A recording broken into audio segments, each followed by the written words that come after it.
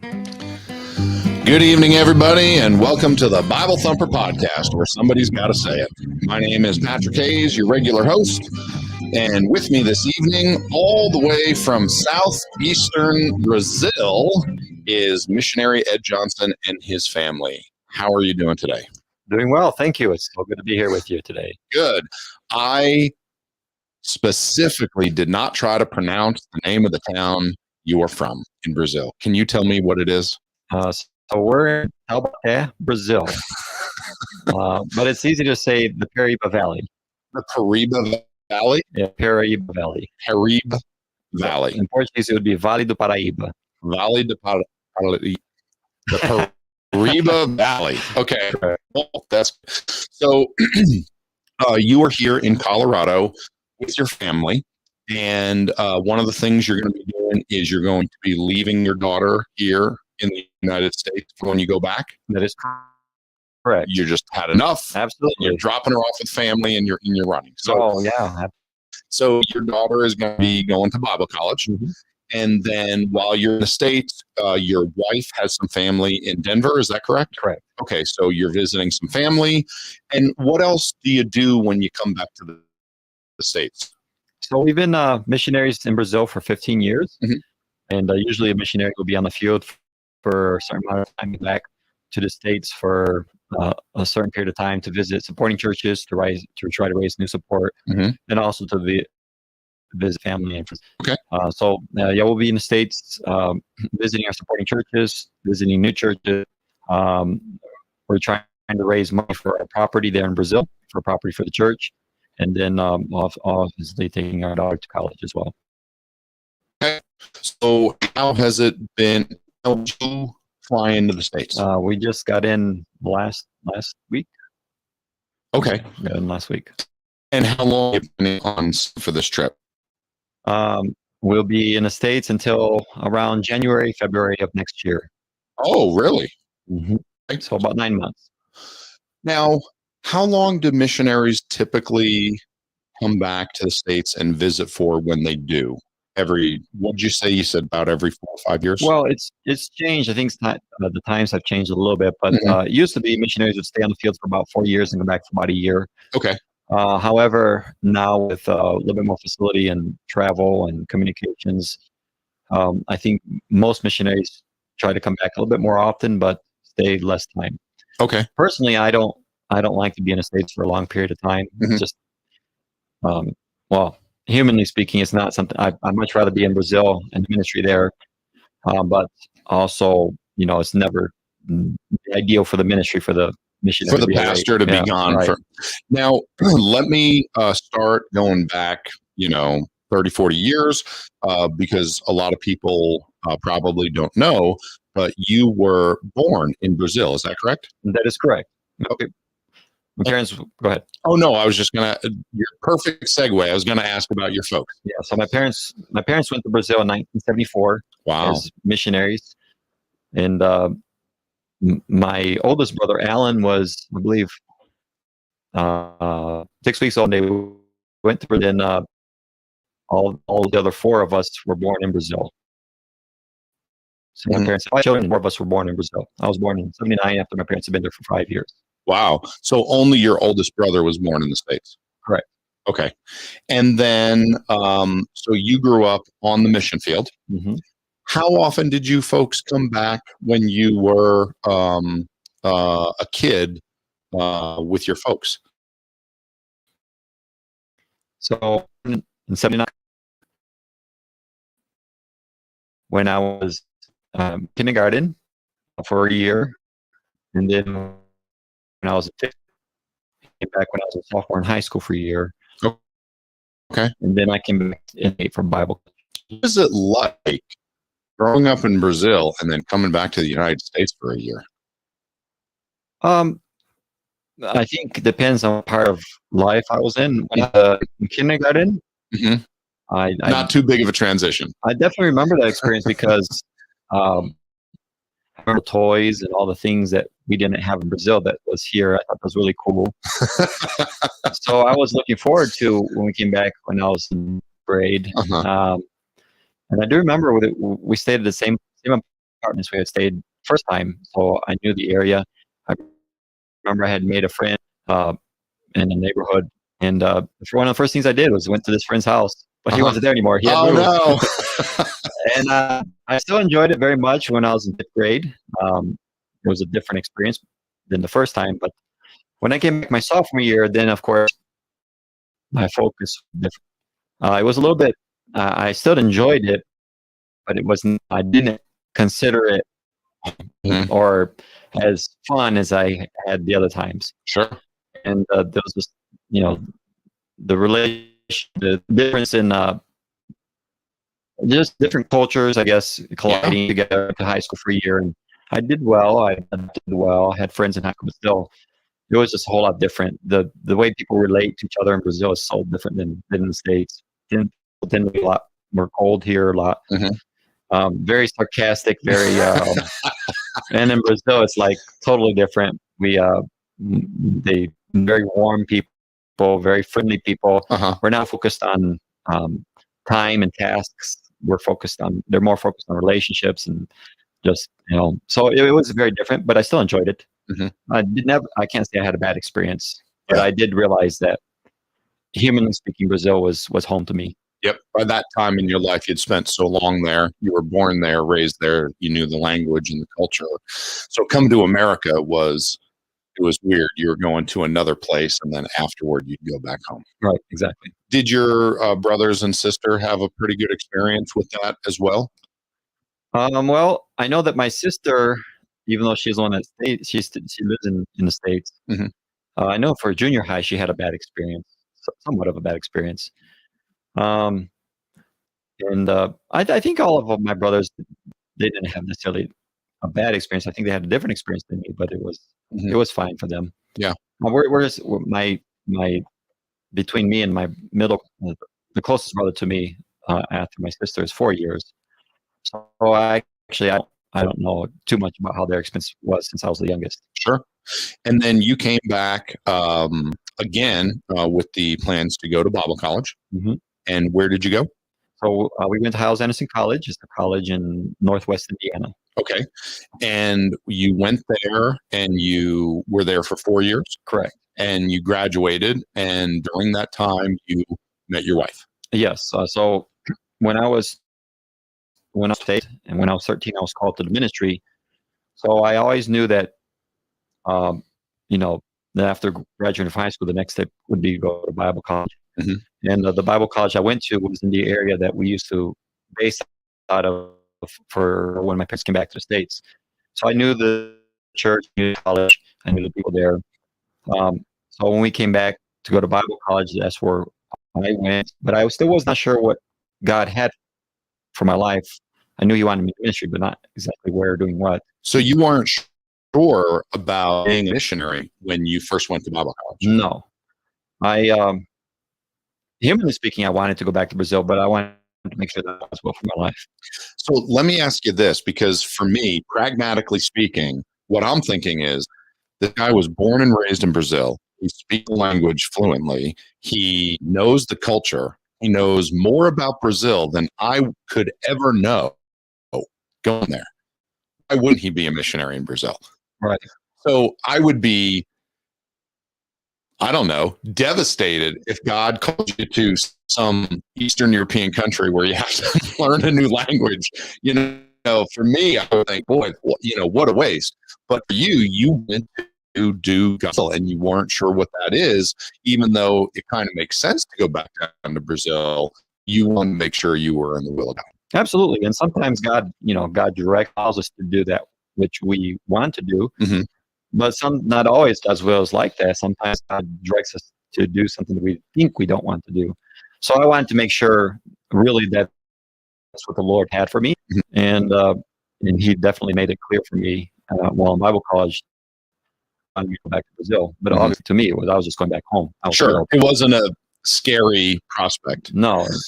I think of Saul, who later became Paul, who you preached about last night at our church. And that guy was Jewish. Mhm. He was raised a Pharisee. Mhm. He knew the Jewish customs customs and mannerisms. He was already respected in the Jewish community as a leader in the church or in the synagogues and in the temple, and yet God called him to the Gentiles. That's right. And he wanted to bring the gospel to the Jews. And the Lord said, nope, that's not what I got for you. So just like you were saying, even though it might make sense to us, God has a plan. And boy, aren't we glad that Paul was obedient when the Lord called him that way. Amen. And we can even see his heart, because the first thing he would go, the first place to go when he got to the city was the synagogue. Every time. Yep. Yeah. Okay. So now let me ask you this. When in those 4 years did you meet your wife and think to yourself, she might be the one? Was that early in college or later on? So I went in 98. My wife went to college, I believe it was in 2000. I was a junior. I was in the deaf ministry my first 2 years, I believe it was. And then I was transitioning to the bus ministry, which is where she was at. And the college had what we call divisions. So each division was in charge of a certain neighborhood that they went and picked up people for church. And she was in Division 10. And even though I was in the deaf ministry, I enjoyed riding what they called the night bus after Sunday night, that they would take the teenagers and the adults back home from church, and then come back to the Bible college. And ride the night bus in the bus ministry, even though I was in deaf ministry, and it was in her division. So I was already familiar with the people in the division. So I went to the bus ministry. I ended up going to that division, and she was there. We'd see each other during the meetings and so forth. But one of the things that attracted me to her was, she reminded me of Brazil. She was Brazilian looking. And I always tease people, she's the American, but she's the one that looks Brazilian, and I'm the Brazilian, and I'm the one that looks American. Sure. But she's very outgoing, very friendly, loving person, very good with kids, loved the Lord and the ministry, and all those things attracted me to her. So I was my junior year. She was in her freshman year when we met each other and started dating. Did you know that you wanted to be a missionary by that point? Yes. By that point, I knew God was going to God wanted me to go back to Brazil. In fact, I'm still pretty direct sometimes, but I was kind of blunt back then. And our very first date, I said, look, God's called me to Brazil. If you had no interest of going to Brazil, then this will be our last date. Wow. Okay, and that didn't scare her off. Well, it might have. She had just been saved. She was saved when she was 15, and she went to Bible college when she was 17. So wow. Okay. Christianity was still kind of new to her. She's like, what's a missionary? Don't worry, it's easy. I just need you to give up your whole life and move to another country. Oh, wow. So let me ask you this. In Bible college, I would imagine that there are probably several girls there that wouldn't want to date a missionary because they know what's going to come with that is moving to a foreign country and being further away from home, further away from family. So it would almost take, I don't know if I want to use the term, but a special kind of girl that would be okay with that. So is it harder for a missionary? Is it harder for a fella who knows God is calling him to the mission field to get a date? That's my question. I suppose it might be. I didn't have difficulties. Well, like I said, I knew what I wanted. Yeah. And I went after it. So okay. I did try. I had dated for 8 months 2 other girls. Okay. But other than those 2 other girls, I think I asked out maybe 2 or 3 other girls. They all went out once with me, and either I realized that that's not the right person, or that person realized I was the right person. So I don't think I had difficulties, but maybe we had an advantage there. There was 3 girls to every guy. So no kidding. There were a lot of good girls there. Okay, so the guys have the benefit there as far as there's limited supply. So when a guy asks you out on a date, you say yes because there's only so many of them. I suppose so. Okay, that's good to know. I'll be sure. You know what? They should put that in the brochure because let me tell you, that would get a lot more guys surrendered to the ministry. That's what it is out of college. It wants to prepare to go to Brazil. It's to find a good wife. Oh, my soul. Okay. So was her family pretty supportive of her marrying a missionary? Did that come up at all? Well, they got saved after her. They're also Christians. And I think they're kind of clueless. She went to Bible college about 15 hours away from her Wow. hometown. So the first time I met them, there was a lot of like what to do to them. They're kind of understand the whole concept either. So yeah, it was difficult for them, but they were excited that she was serving the Lord and doing what God had for her, even though they were new converts. Okay. And I think since they were Mexicans and they lived in Mexico, but then they waited to get their visa, their paperwork, and they moved to the States. And having the two different cultures in them, I think they appreciated that aspect of it as well. So maybe in that sense, it was hard for them because they wanted her to fly, obviously. Obviously, yeah. But at the same time, they were very excited for her. Okay. So then you guys got married after you graduated, and Correct. then she had another year left. Was that right? So I squeezed 4 years into 5. In 2003, we got married, and she graduated in 2004. Okay. So she was like I said, she was dating. Okay. I was already junior. Yeah. And then she finished up her last year. What did you do in that time? Did you just work? Right. I worked. And she went to school, and she also worked as well. Okay. And then after that, you guys hit the road on deputation. Then so she graduated in 2005. 2004. We waited a year. We both stayed working, and then we started a deputation in 2005. Okay. Do you think that's a good idea for a missionary couple to get a year of work under their belt, be able to save up a little money? I think every case is, every person's individual situation, but for us, it was important. It was needed. It was not so much for our time together with each other; it was more financial reasons. Sure. But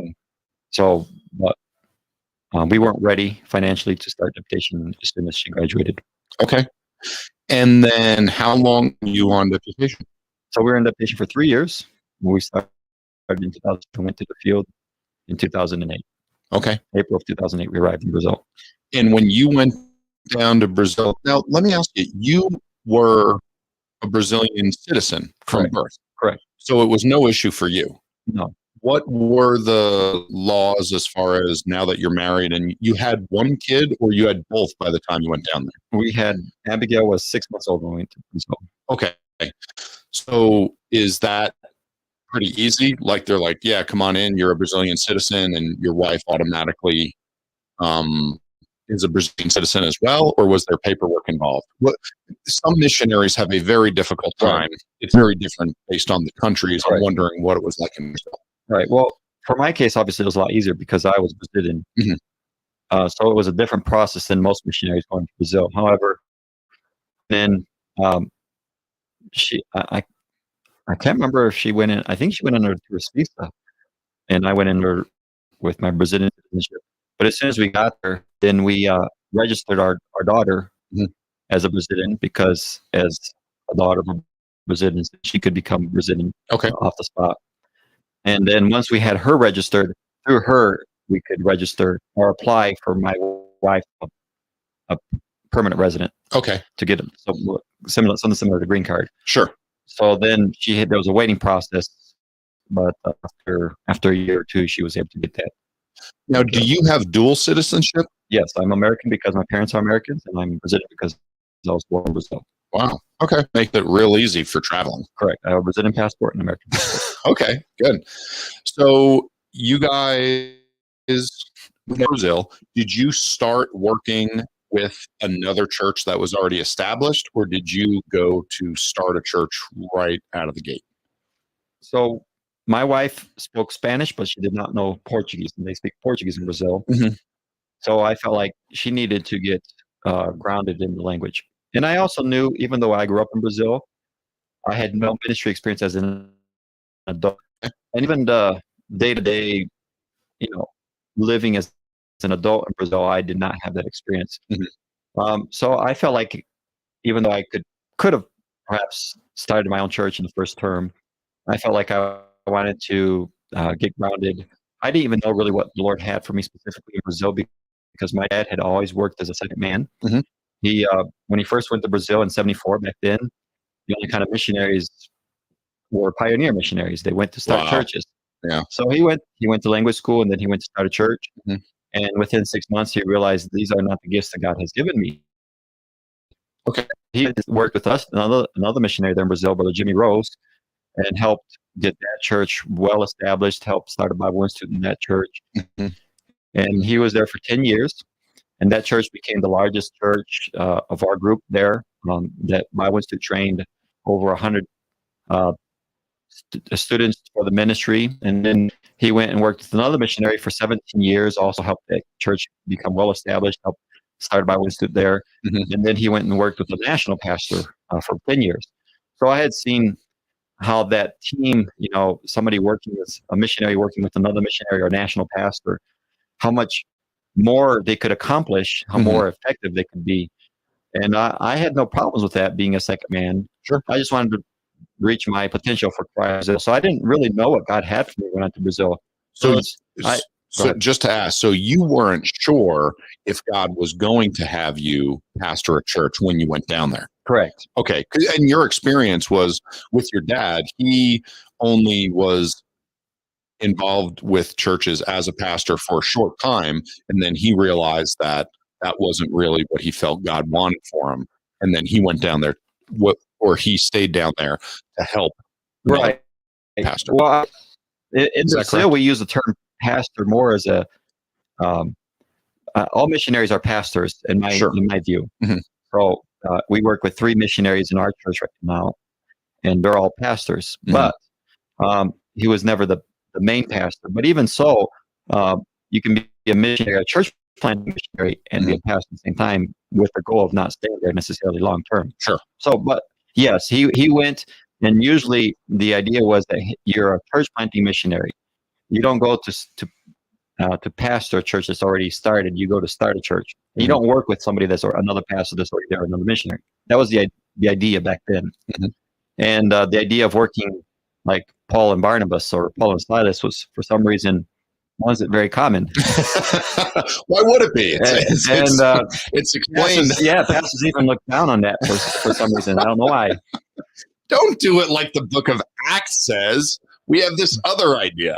So he realized that he was not the lead man or the church planter. He needed to be underneath somebody, working together with somebody. Yeah. His gift is teaching, but really his heart is in today. His heart is in the Bible Institute, but also in counseling. And the Lord has really used that. And so now looking back, 40, he's been in Brazil for almost 40, I don't remember, 74 to now. But looking back, I've seen how much more God has done through his life because he was willing to step back and be a second man. Let me tell you, every head pastor of every church in the world wishes they had a man that was dedicated to the ministry, who wanted to be a help and fill in, all the needs. All of us absolutely hope and pray for a dozen of those people, because ministries and churches will not move forward without them. We need the head pastor on his own can accomplish very little without the support of people who are dedicated and committed to the mission. Absolutely. Yeah. Okay. So when you went down there, you started working with who? With my brother, Brian Johnson. Okay. And where in Brazil was that? So that was in São Paulo. So I knew my wife needed to learn the language. And I also, my first term, I wanted to get some experience and also seek God's direction. Now, while obviously still serving him there. So we went for 2 years to São Paulo. They have a language school there. The church my brother had just planted was a brand new church. He started in September of 2000. 2007. Mhm. I was actually there for the inauguration. And we were in April of 2008. So it was a brand new church. We were there for 2 years. Came to the States for furlough for a year, and we oversaw that work for a year. And then once my wife had graduated, my brother came back. Then we went to work with a national pastor 6 hours west. Mother must have missed you. Yes. That must have been hard Mhm. to see you and your family go. Yeah. And so we went to this other ministry, still not knowing exactly what the Lord had for us. We went to Brazil a little bit undersupported. I did not have any ministry funds. We had, funds to help with the family needs, but I was a little bit didn't really see how I could start a church with funds that we had. Mhm. So my thinking was, well, if God does call me to start a church, maybe I'll start a church through another church with their help, with their support, financial support at the beginning. But we went out, but still, I didn't know if that's what God had for us. I still was willing to be a second man, and if that's what the Lord had for us, or work in a team as a second man, starting a church. But once we were in Londrina, we were working with the national pastor, and then the Lord really started showing me that He wanted me to start a church. But still, I was thinking about maybe starting a church through a church. And this past national pastor, he graciously agreed with us about starting a church on the other side of town, and them helping us, but still giving us liberty Mhm. in the church plant. But then we had a conference in the church, and our missions pastor came down to Brazil, and I talked to him about our plan and how the Lord was leading. Even showed him property we were considering buying, and he said, "Well, uh, what if we were able to get a couple of families to work with you from the church Mhm. and work in a team rather than by yourself?" And I said, "Well, that sounds great." But this was in 2012, and my goal was we had just started a congregation in a neighbor city, and we were working together with the pastor in the main church and one of the Bible Institute students in this other city. We had just started a Bible Institute as well, so we wanted to make sure there was a graduate from the Bible Institute to stay with the congregation that was being started. So our goal was 2015. We were in 2012, but we were still looking 3 years ahead. Mhm. And said, well, I think we can put together a couple of families to work together with you. So then in talking, reevaluating what the Lord has, felt like the church there in Londrina Institute, if we were going to be working in 2 or 3 families, really our goal would be to start not just a church, but start a Bible Institute training center and a strong ministry. So we felt like it'd be better if we went a little bit further away. Mhm. So that's when God started directing us to where we're at now and talk about that. So then we came back to the States on furlough, and then in 2015 when we went back, we went to Taubaté to start the church there. And you had a couple of families, native families to Brazil, that went with you to start the church. Right. So 2 more families from our sitting church came to work with us, my parents, and then the Dave Whitmore family. How far was it from your sending church to where you guys started your church? Driving. Oh, you mean I was working in Londrina? Yeah. Yeah. So São Paulo, from São Paulo, Londrina was 6 hours southwest Londrina from São Paulo.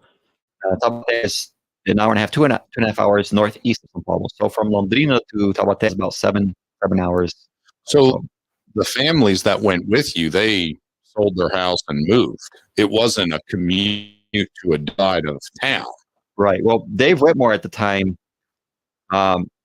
he was 5 hours north, but my parents had a house, but Mhm. Dave, and even to this day we rent. We don't have Okay. a house there.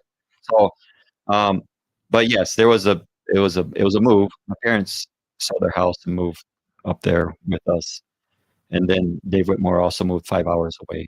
Yeah, that's a big commitment, and Mhm. it's also must have been very encouraging to have a couple of families to help you rather than starting it from scratch. Oh, absolutely, it makes all the difference in the world. Now, I tell missionaries that are going to the field, if you can work in a team, that's great. But at the same time, I wasn't about to wait for a team to be Sure. put together. Sometimes that's not the reality. Yeah. And it's not ideal to work by yourself, No, whether it's in the States or on the Ford field, but Yeah. sometimes that's the reality. especially if you're going to an area that doesn't have anything. And I'm sure you and I have read the same biographies of different missionaries who have gone to countries where nobody was there. And it's like, well, someone has to be the first fella to, step off the boat and start to work. So Absolutely. sometimes that's the case. But at the same time, I remember now I think I was at the first Bible conference at First Baptist Church, the first pastor school in the new auditorium. Mhm. Was that when they started their missionary teams? I thought they introduced them That's that around year. the time, yes. I think Okay. so. And honestly, when I heard that idea, I was thinking to myself, why didn't anyone think of this before? I mean, this makes a lot more sense to have some support rather than just, one family going off and starting it Mhm. by themselves. So I think it's great whenever that can happen. And I imagine it was very encouraging to have, some other families that were all on the same page. Yes, and it takes a special person, that person to be able to work underneath another person. Mhm. But at the same time, some people are that's who they are. They're willing. It's not one's more important than the other. Just Yeah. like the husband and wife, it's not Mhm. one is more important than the other. It's just Yeah. the roles. that Different God- roles. Yeah. So if you have a calling for the ministry, maybe God doesn't want you to be the lead person. Maybe God wants you to be a second man, and that's just as important, just as Absolutely. needed. And I'm very thankful for an example through my parents, but also having them work with us and with Dave and having this opportunity. I mean, really, the Lord is really doing amazing things there. Uh, and it's only because we have a team. Mhm. And yeah, so very thankful for the opportunity to be able to work with other families in the team. Yeah. So you have been now at that church that you started there for how many years? We've been there 7 years. 7 years. Mhm. And you've already moved 2 different times Correct. to get into buildings that could fit Mhm. the number of people you have. Right. Currently, you guys are hoping to make a move, buy a property, and build a facility because you've been renting the Right. whole time. Correct. Is that pretty common down there, or does it depend on the church The to buy, to rent as opposed to buy? I see. Um, I would say that 20, 30, 40 years ago, it was a lot easier to buy and build. Mhm. Prices were a lot more accessible, Yeah. and the dollar went a lot further. But uh, starting out, it's very common to rent. Mhm. I would say nowadays, though, the churches that are starting out are having a hard time in being able to buy and build. So yes, it is common, but the churches that are more established, been there longer, most of them have their own property and building. Mhm. That's within our movement. Um, Ironically, or I don't I don't understand why they do this. Maybe because they're in it for the money and they often relocate quite often. Mhm. But the Pentecostal churches and the neo-Pentecostal churches, mainly they rent. Of Really? course, the headquarters oftentimes have their own buildings, but they rent and oftentimes don't have their own property, even though they're big and have money props Yeah. to do something. No kidding. Okay, so tell us what's different about going to Brazil. I've never been to the country. I've been to several countries on several continents. I've never been to Brazil. What would I expect going down there as an American that I'm not going to be used to? Well, obviously, the language is a big thing. Mhm. You're going somewhere where you don't understand anything. There's a communication barrier there. If you understand Spanish, you can communicate somewhat, but still, It's not the same. Spanish. It's not the same thing. Um, I always I always think somebody who's a little bit scared of a lot of change, a lot of differences, and wants to go on a mission trip. I think Brazil's, especially where we're at, is a great place to go because even though it is a third world country, there are a lot of similarities to the States. Mhm. Um, if you're like where we're at, it's fairly relatively safe. The people are extremely friendly, Mhm. very loving people, very gracious people, like foreigners. They're very communicative. and the food is just wonderful. They use, it is very different, but rice and beans is a staple food, and then meat and salad. But they use a lot of onion and garlic. So I think the food is there is a great experience. It's not that exotic. Mhm. You're not gonna find that many things you're not gonna like. Mhm.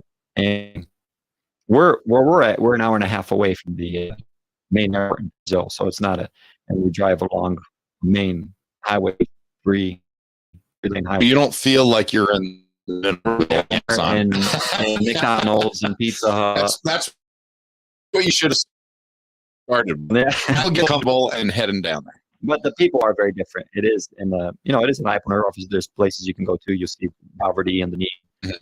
and but the people are very, very loving. And when we go out sewing or visiting, our difficulty is not talking to people. It's I can go into a visit. Usually, when I schedule a visit, I can only every Tuesday night I go visiting from 7 to whatever time, Mhm. but I can only schedule one visit because They're talking your ear off. I mean, if you go to their house, they expect you to be there for a couple of hours at least. Wow. And Okay. they'll make you coffee and Yep. they'll feed you something. Yep. But that's you can't for those kind of visits. You can't be American mentality. Oh, knock on the door, 5 minutes talk, and leave. You can't have that mentality. Okay. With new people, people you don't know, maybe they visit the church. I like to try to visit people who have some type. We're starting a relationship with them somehow. They know us, or we know them somehow. Uh-huh. And but they're very receptive for the most part. Okay. Very, very easy to get into their houses. That's great. And are most people in Brazil open to things? They're open to the idea of God. That's not strange to them. Yes, For the most part. And there's two sides to that. There's the positive side and the negative side. So Brazil is a very syncretist country. Mhm. And for our listeners that don't know what that word means, you can I'll explain. So ever since its foundation, so syncretism, you mix things up. For example, when the pioneers, the exploradores went there, they married with the black slaves, Mhm. and the Catholics went there, and they, instead of saying, "Oh, you're either Catholic or you're a Spiritist or whatever," they mixed the belief systems and the cultural aspects. They mixed it. So Yep. you don't see a lot of segregation there as you do here. Mhm. It's interesting. In Brazil, they have the largest population of Japanese immigrants outside of Japan. Really? However, Japanese, they don't remain Japanese. They're Brazilians. You see their eyes; they look Japanese, Uh-huh. but they speak Portuguese. They eat Brazilian food. Yeah. But that in religion, it's the same way. So to them, one of their favorite sayings is, "God is the God. It's God." And what they're saying is, it doesn't matter what you believe. God is accepting of all beliefs. Mhm. And so they think as long as you're talking about God, it's a good thing. Yep. So Very they don't. ecumenical. Yeah, very ecumenical. They don't. So a church that tries to really stick to the truth of the word, Mhm. Jesus that is the goes way, the against their truth, and the culture. life. Yeah. For you to say this is right and this is wrong, well, who are you to say that? Yep. We don't judge people. So they're very open to talking. They love to talk about religion. Mhm. They're open. They're not. They're very receptive. But it doesn't mean that they take to heart what you're telling them. Yeah. So easily. Sometimes there's a lot of prodding to do, and sometimes they'll say what you want to say. Mhm. They'll act like they believe what you're saying, but that's not necessarily because they want to save face and they don't like to offend people. Yeah, I was talking with another missionary, and he said that it was very important not only to preach Jesus, but also make it clear that when you receive the Lord Jesus, you reject all of these other beliefs, because they would kind of just add Jesus and the gospel onto the pile of the other things that they're with. And it was like, no, this is very different. Jesus is the only way, and as a matter of fact, you cannot be associated with all of these other beliefs. Mhm. These are bad, Right. and we have to reject them. Mhm. And really, that's the same dividing line here in America. Mhm. A lot of people are fine with talking about God and church, and these ideas aren't bad until you get to the exclusivity of the gospel, where Jesus is the only way. That's the line where they're like, "Yeah, I don't like that." Right. You Yeah, know, it's offensive. it is. Okay, so let's see. You guys have a Bible Institute down there now, Mhm. and tell us what that's like. What's the goal there? So in our third year, we started a Bible Institute. That was always our goal when we went there, to start a training center, because I realized that I can only do so much. And really, even though I'm Brazilian, um, the true Brazilians, the true natives, really can do a whole lot more than I can. Mhm. And they're the key. And so many times, even in a state, it doesn't matter where you are as leaders, even whether it's in a company, um, or as a father of a family, um, we're we want to either control everything or we want to do everything. We're so focused on things want to happen Mhm. that we forget that really we need to train others, and that's what it's all about. And so my focus has been as a church planter to work myself out a job or to train others Mhm. and allow them to do what I'm doing. So one of the you have to have a way of getting there, and the way we had chosen to do that was through a Bible Institute. So really, Bible Institute is the third phase of our discipleship program. We have the first phase is 8 lessons on. It's kind of like a new members class, Mhm. and then the second phase is a 1, 16 week one-on-one discipleship program. And then, of course, they can do these simultaneously. But then, the Bible Institute is where we train our leaders and we really get them grounded in the Word of God. But it takes a commitment. So we meet Monday, Tuesday, Thursday, and Friday, and every evening we have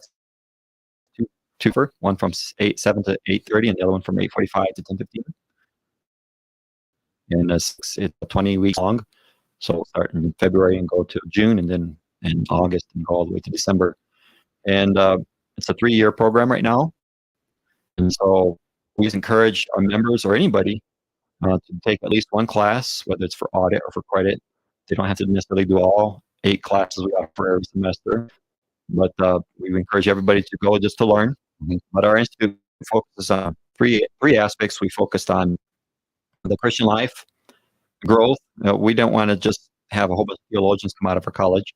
We want good Christian people. So we also focus on theology, obviously, books of the Bible and doctrines, but we also focus on the practical aspect of the ministry. So every semester we have classes that touch on all three of those topics. And we started out, our first semester was highest enrollment until this last semester. We had 24 students enrolled in our first semester. But usually what happens, especially in a situation like ours, where all of our students come our church pool, um, you graduate your first class. Well, usually the classes after that are smaller and smaller unless you're really growing a lot. And so I was really surprised, pleasantly surprised. The Lord's really been doing this in the last year and 2 years. The Lord's going to bring some great families to our church and calling people to the ministry. So this semester we have our largest enrollment, which is 24 students. Most of those are married students, but we also have several single men and women in our Bible Institute. Wow. Okay. And the goal is to, at some point, find someone who feels called of God to start a work and then support them in starting another church. Right. So we have 2 men that are already working in our church. One of the things I wanted to do from the get-go, because all 3 of the missionaries were supported through American dollars. Mhm. I wanted the church to, as soon as possible, be already used to paying a salary of a person. So we, as soon as we could, the first year we started Bible Institute, the Lord brought a man. Miraculously, his story is just wonderful. But he gave up his job um, to be able to go to Bible Institute, and we at the time could only pay him part-time salary, but we hired him as secretary.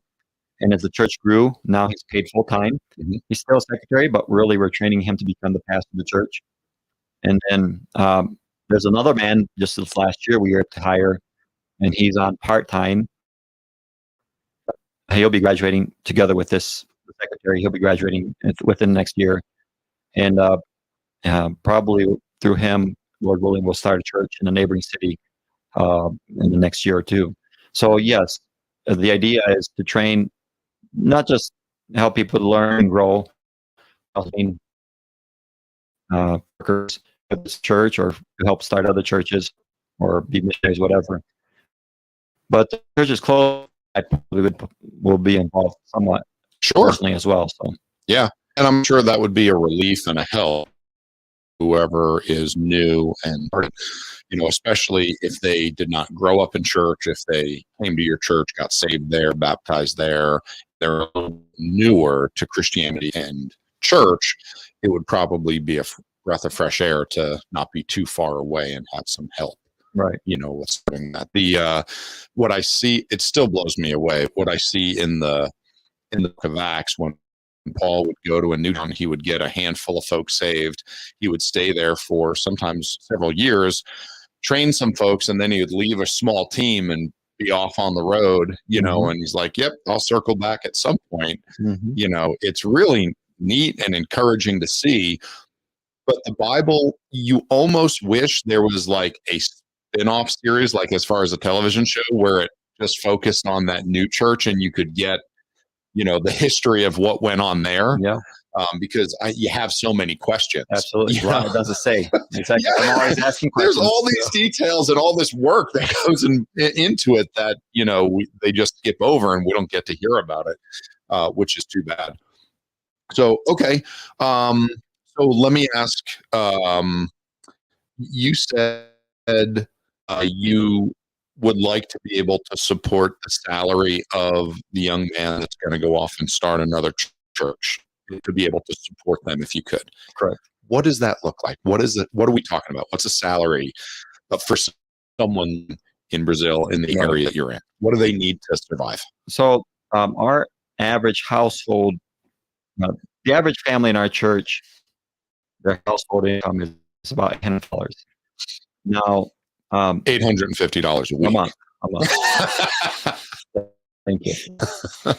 Now, and is that average income for the area? That's pretty reasonable. That would be low middle income, low middle class income. Okay. It's changing because inflation has gone, even in Brazil, it's gone skyrocket. Really? And I don't really know. I mean, it's pretty, that would be almost like lower class now, almost. But yeah, we have the secretary that we're paying full time. Ever since we come on, we told them, look, we don't have funds to pay what we'd like to, but we'll keep growing as the church keeps growing. Eventually, we have a certain goal. Yeah. Right now, we pay him. That's what we pay him, $100 a month. But that's not nearly enough. That's not what we would like to stop at. And really, at this point, I don't know how you can support your family well without wife working. Yeah. And when you do that, it gets in the way of ministry so much. Yeah. And there's a lot of expenses that pastors have that people don't realize. Sure. And but so anyway, that's what we. And then the man that we're thinking about sending to start a church, he's only part time still, and we'd like to take him on eventually full time. Right now, he's getting $400 a month. So that's what it would look like. To really pay somebody like I'd like to, close to $1,200 a month. But the Brazilians are they definitely do a lot with a lot less than Americans. They're willing to do without, more so than Americans. I mean, if you see the type of places that some of the families in the church live, you'd be astonished. Yeah. They don't eat out. They can be very economical in it. Mainly, obviously, out of necessity. Sure. But they're content for the most part with what the Lord has given them. Yeah. That's we were talking about that over breakfast, and I'm convinced that the biggest detriment to America is our wealth, or is getting in the way of God. I don't see anything that is a bigger problem and a bigger hindrance. And what I tell our folks all the time is God has blessed America with wealth for a reason, and that is support Christianity around the world where there is no wealth. And if we just spend our wealth on a fourth vehicle and more golf, we're going to have to be for the Lord one day at the judgment seat of Christ, and we're going to have a lot to answer to, because a lot of people here are not necessarily willing to go to a Bible institute 3-4 nights a week to learn the Bible, to go on and do more in the way of ministry with their life. But do you make way more money than you need? Okay, well, we need to do that. I think God has blessed America financially so that we can finance the gospel going around the world. But I don't really see that preached very much. I don't see that, being lived out. I agree. And finances can be a good thing, but it can be a bad thing. It really can. I'll tell you what, as a fella who is self-employed, I know how God can get my attention when he needs it. And all he has to do is dry up work for a week. And boy, I start praying a lot more, and God can use that easily to get our attention. So when we don't have an excess of money, we are going to rely on the Lord and rely on his provision more. That's just the way it seems to go with humanity. So in places where there's not extreme excess. And these men and their families, they really keep me on my toes, because they don't have health insurance. They don't have a security blanket. And they don't have a retirement plan for. And I've seen how much they sacrificed. Like I said, when I first took them on, like the guy who's full time now, we started out 12 hours a week. We were paying, just what we did at the time. And he gave up his job because he knew it's what the Lord had for him. Wow. Of course, he was selling. He was supplementing his income, but he made a lot of sacrifices. And even to this day, now his wife just had to start to go back to work to help, because really cost has gone up a lot. And at this point, we can't, with paying the rent that we're paying, we can't really raise the salary like we'd like to. But the Lord has taken care of them as well. And they're happy and they're joyous, and they've never been more content in the Lord than ever before. But really, obviously, if we get to the place where we can support them full time, I'd like to. That'd be great. So when he that is one of the things that's holding me back. I don't know how, starting a new church, to send this other guy. I guess he needs more than what he's getting. And so really, our focus right now is to try to get out of rent. But I'm not necessarily going to wait for us to get out of rent to start another church either. So we're just trusting the Lord. We've stretched our faith every step of the way, and the Lord has supplied. So been good so far. I'm sure he's going to keep doing it. He's not going to stop being good tomorrow. Amen. Yeah, that's a good way to look at it. Well, that's really exciting. I mean, the path you're on now is really where you're going to be able to see the Lord do exponential growth as all of a sudden, one church becomes two. I mean, just think of where you could be in the next. Amen. It's really exciting. And ask you this: how often do you and your brothers down there get together and see each other? So I have a brother that is 5 hours northwest of us, and a brother that's in São Paulo, so he's 3 hours southwest of us, 2 hours, 2.5 hours. But we see each other at least twice, 3 times a year. We see each other at Thanksgiving, Christmas, and then our mission. We're with the same mission board. We have a field conference every year. But so you guys celebrate Thanksgiving? We do. Are you the only Brazilians that celebrate Thanksgiving? The missionaries celebrate. Okay. Brazilians don't celebrate. That's what I was thinking. No, we have every Sunday after Thanksgiving, we have a Thanksgiving service at our church. Okay. And the Brazilians appreciate that. Yeah. Sure. Because there is one thing about Brazilians, they love their holidays. They have a lot of holidays. Yeah, I've seen on TV. They know how to celebrate and have a party. Yeah. You know, And they have a lot. You know, Yeah. here you have what, 4th of July, you have Christmas, New Year's, Thanksgiving, and you don't have that many. Labor Day. Yeah. But there, literally every month, there's one or two holidays. No kidding. National holidays. Reasons to get together most with of those family. are Catholic holidays. Oh. So, you know, the Christian holiday, or at least founded on Christian principles, Thanksgiving, they appreciate it. Sure. So we've kind of brought that culture to our church. That's funny. I mean, I think it's great. You know, don't get me wrong. You know, we do something special where we have contests and we make up little trophies and we all eat a piece of pie and vote on it. And, you know, I mean, it's fun and we enjoy it. And I always bring them that kind of talks about God's provision, what he did when Thanksgiving was founded in this country. And it's a neat, you know, idea, but it's just funny to me that you're doing in Brazil since it's a specifically American holiday. So but you don't celebrate 4th of July down there, do you? Well, the missionaries do. So usually the missionary families would try to keep their American heritage, especially for their kids. Yeah. So the American holidays we'll celebrate together with the missionary families that we can get together with in the area. And then some of the Brazilian holidays we'll celebrate, some of them. Sure. Yeah, that's neat. There's nothing wrong with that. That way, when they come back to the States for a year, you know, there's a little bit of connectivity, you know, to America. Wow, that's great. Okay, well, we are about at the top of the hour. Do you have any questions for me? Is there anything that you'd like to tell everyone before we get off the air? Any final thoughts you want to close with? Well, Brazil is home to me, but I do appreciate my heritage from the States.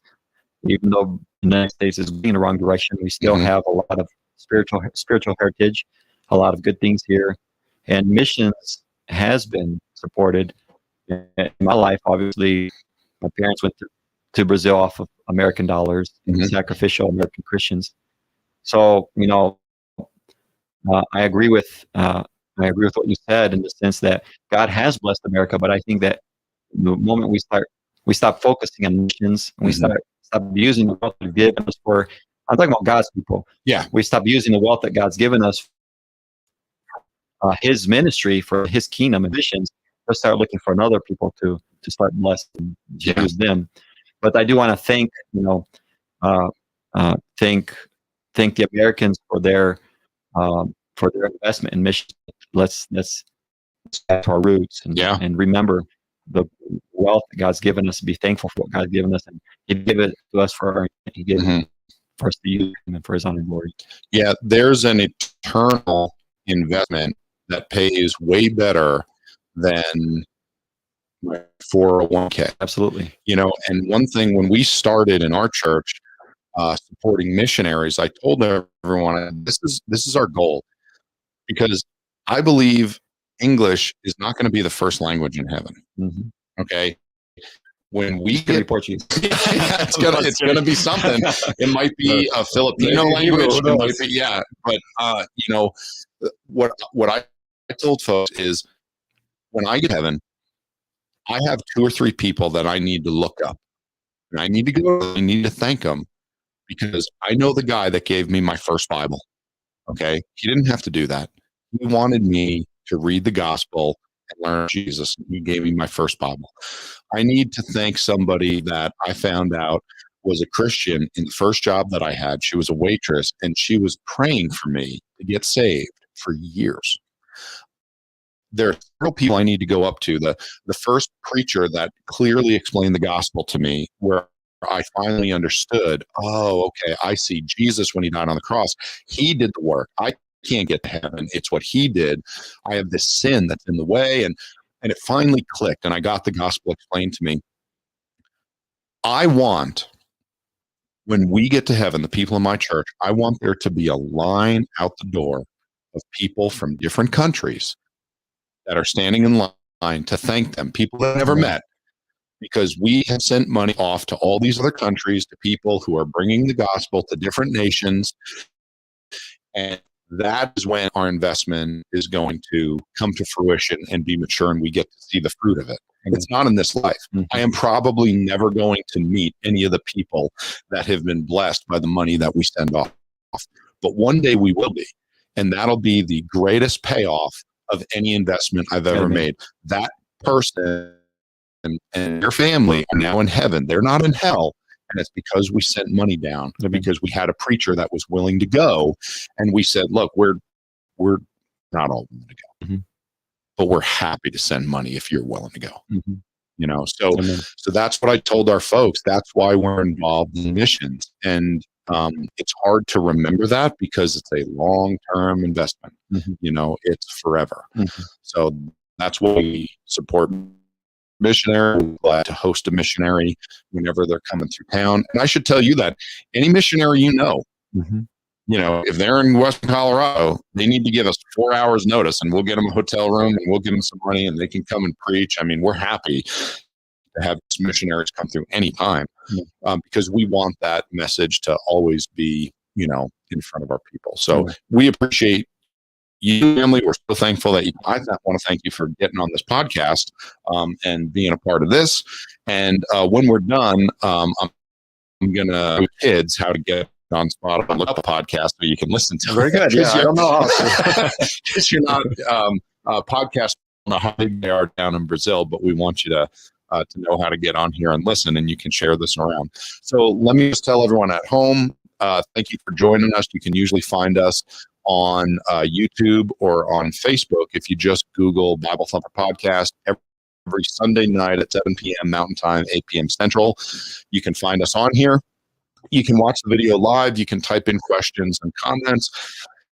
And we're happy to have you be a part of these videos. And then also you can look us up on Spotify, Apple Podcasts, Google Play, wherever you like to listen to your podcast. You can just search for the Bible Thumper Podcast. And we would ask that you rate this podcast, like it, share it, and just help get the message around. We always appreciate that. So with that, ladies and gentlemen, if you want to support the Johnson family, you can go to bimi.org and you can look them up under their list of missionaries. That's the mission board that they are where their support goes through. So that's BIMI, Baptist International Missions Incorporated.org, BIMI, and look up the Johnson family. They could use your support if you want to help them out down in Brazil and with the work that they're doing. Believe me, the money is going to good use. My wife and I have been, I'll say sporadically supporting the Johnson family for, I don't know, probably 15 years now. And we love getting their letters and hearing about what they're doing. And we've been in touch and talking about, hey, if you ever come back to the States, we'd love to have you come through. And it finally worked out. So we're grateful for that. But missionaries always need more help. I hate to say it, but there's a need down there. And you heard that the average family makes $850 a month. That makes it real hard to save up to build a building and to start more churches. So if you can be a part of that, that'll be great. With that being said, thank you for joining us, everyone. And we will see you next week. Actually, no, that's not right. Today's Saturday morning. We'll talk to you tomorrow night when my wife will. We're going to talk about Christian families and how to raise Christian kids. Have a good night.